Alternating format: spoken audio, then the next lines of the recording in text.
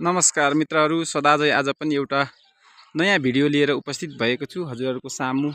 मैले आज जग्गा तपाईहरुलाई देखाउन लागिरहेको जग्गा चाहिँ यो चाँगुनारायण नगरपालिका वडा नम्बर 4 को बेसी गाउँ नजिकै हो। यो चाहिँ तपाईको नेपाल इन्जिनियरिङ कलेज तिरबाट आउने बाटो।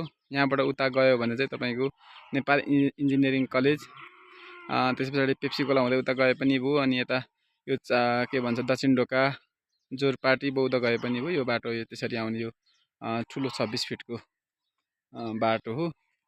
यो हाइवे पनि तत्कालै यहाँ पर्तिरसम्म ढलान भएको छ। यहाँबाट अब तत्कालै ढलान हुँदैछ पुरै बाटो। यो भनेको पारी देखिने थली बजार, थली डाँची बजार हो। एकदम यो बिहानको घाममा चटक्क देखेको छ, एकदम भ्यू देखिने ठाउँ हो। म तपाईहरुलाई आज देखाउँदै छु 18 आना जग्गा। अब तपाईलाई म जग्गातर्फ लगेँ। यतातिरको भ्यू यस्तो छ, हामी जाने बाटो यो हो। हाम्रो यो अहिले यो जुन यो चाहिँ हाइवेको बाटो हो। यो बाटोबाट हामी भित्र जान्छौँ हैन मित्रहरू। यस्तो छ बाटो। यो अहिले यो नाली बनाएको छ। यो चाहिँ कुलो बाटोबाट चाहिँ हाम्रो जग्गा चाहिँ टच हुन्छ, कुलो बाटो टच हुन्छ। म यसरी जान्छु तपाईलाई लोकेसनको लागि। यो घरको छेउबाटै हो। लोकेसनको लागि तपाईहरुलाई सजिलो हुन्छ यसरी भित्र जाने। यहाँ तपाईको एउटा फारम छ, अर्गानिक फारम। यो फारमको छेउ र यो घरको बीचबाट चाहिँ यो बाटो हो। यहाँनिर चाहिँ बाटो यसरी तपाईको भिडियो मार्फतबाट पनि तपाईले चाहिँ हाम्रो जग्गामा चाहिँ आइपुग्न सक्नुहुनेछ। हजुरहरूले यस च्यानललाई सब्स्क्राइब गर्नुभएको छैन भने सब्स्क्राइब गर्नुस्, लाइक कमेन्ट गर्नुस्, शेयर गर्नुस् र बेल आइकन पनि दबाउनुस्। किनभने तपाईले मैले अपलोड गरेको भिडियो चाहिँ सबैभन्दा पहिला हेर्न पाउनुहुनेछ। त्यसको लागि बेल आइकन पनि दबाउनुस्।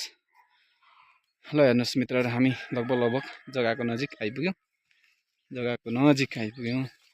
हामीले अब यो बाटो टच, यो बाटोबाट चाहिँ टक्क हामी यसरी आयौं। यहाँबाट चाहिँ हाम्रो जग्गाको एरिया चाहिँ यो हो हैन। यो जग्गाको एरिया यो हो। साथीहरुले उसमा यसरी छ। हाम्रो सिमाना कहाँसम्म पर्यो रुद्रजी? त्यो माथिको रुखलाई मान्दा भयो, त्यो ओल्लो सुरुको रुख। अनि तपाईको यो ठक्क यो बकुल्लाबारी, यो भन्दा माथि होला हैन रुद्र? यो जाली भन्दा यो जाली तपाईले यो अर्गानिक फार्म देखिराख्नु भएको छ।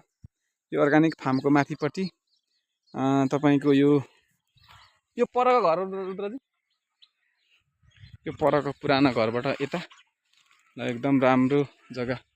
यसरी म तपाईको उसमा देखाउँदै छु। यो बकुल्लाबारी गाउँबारी यस्तो छ मित्रहरू। यहाँबाट चाहिँ हामीले पुराना घरहरु पनि देख्न सक्नुहुन्छ। र यस्तो छ यो गाउँबारी। यो चाहिँ एकदम राम्रो लोकेसनमा चाहिँ जग्गा आयो हैन। यस्तो छ।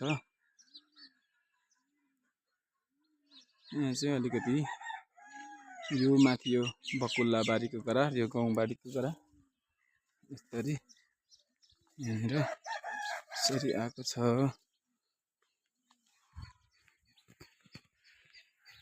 यसरी आएको छ है मित्रहरू। यो चाहिँ तपाईको जम्मा आनाको 12 मात्रै हो है। आनाको जम्मा आनाको 12 क्षेत्रफलको कुरा गर्नुहुन्छ भने यो चाहिँ 18 आना जग्गा हैन। कुलो बाटो टच र कुलो बाटो चाहिँ तपाईलाई कुलो बाटो चाहिँ लगभग 20 फिटको बाटो छ।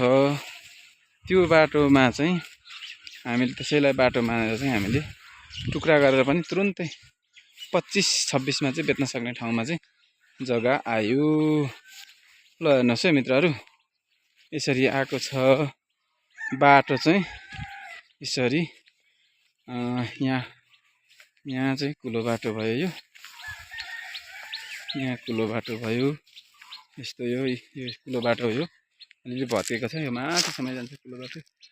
यस्तो छ मित्रहरू। तपाईले रेटको कुरा सुनिहाल्नुभयो।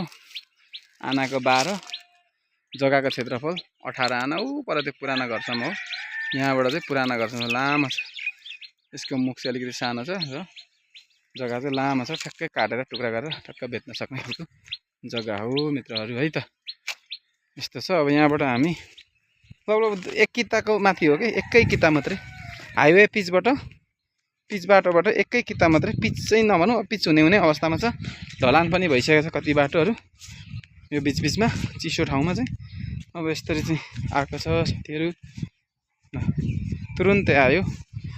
तपाईँलाई चाहिँ लिन मन इच्छुक लाग्यो भने चाहिँ डिस्प्लेमा दिएको नम्बरमा चाहिँ कन्ट्याक्ट गरेर चाहिँ सम्पर्क गर्नुहुनेछ र डिस्क्रिप्सनमा यसको पूर्ण विवरण दिएको हुन्छ, त्यो हेरेर पनि तपाईँहरूले चाहिँ कन्ट्याक्ट गर्न सक्नुहुनेछ। यसको लागि चाहिँ सम्पर्क गर्नुहोला भन्दै बिदा हुन्छु। हस्त नमस्ते।